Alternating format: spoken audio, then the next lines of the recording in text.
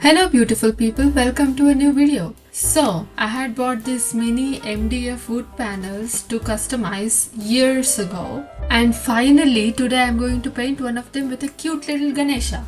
I have already primed this wooden panel. I didn't want to do the sketching directly on the wooden panel, so I sketched on a piece of paper and transferred it to this wood panel. Now we can get to the fun part of painting. Listen, the last acrylic painting I did was more than a year ago, so some of my paints have dried up. I wanted to do the background in black color, but my black paint has dried up. I mixed some blues, purples, browns, whatever I had, and it became a sort of a greenish black color. I'm actually happy that I'm able to make something in this situation.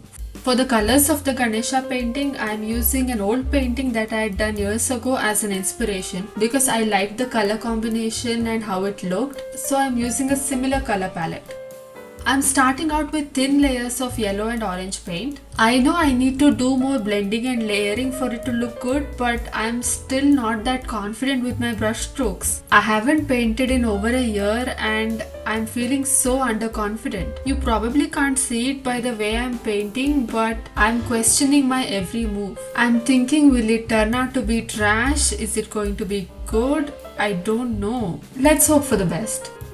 Now I am starting with a red color and I am slowly thinning it with little bit of yellow so that I get a smooth blend. I have drawn Ganesha's trunk in a circular shape so that it complements the circular shape of our wood panel.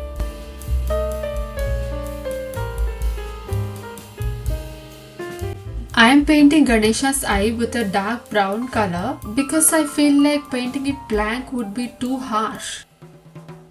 I am painting the stomach area also brown, but don't you worry, the eye is going to get more coat so that it looks darker. Painting in the whites of the eye made it so much prettier. Now I am really getting excited.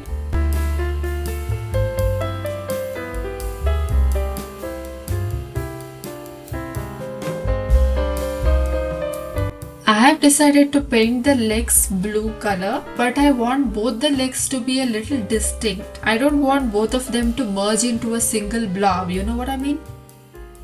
So I'm using different shades of blue, putting darker and lighter shades so that you can differentiate that this is the left leg, this is the right leg.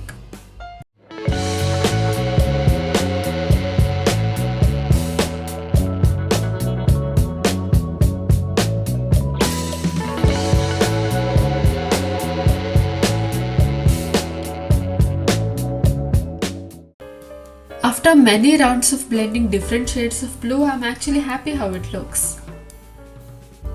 Before, I didn't know if I'm going to include this little frame it came with, so I just painted it black.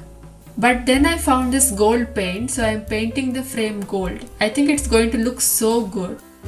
I have glued the outer frame to our painting and now it's time for the final step. I am coating this painting with a thin layer of varnish. It not only protects the painting, it also gives a clean, shiny, glossy finish. I am being really careful and applying a very thin coat.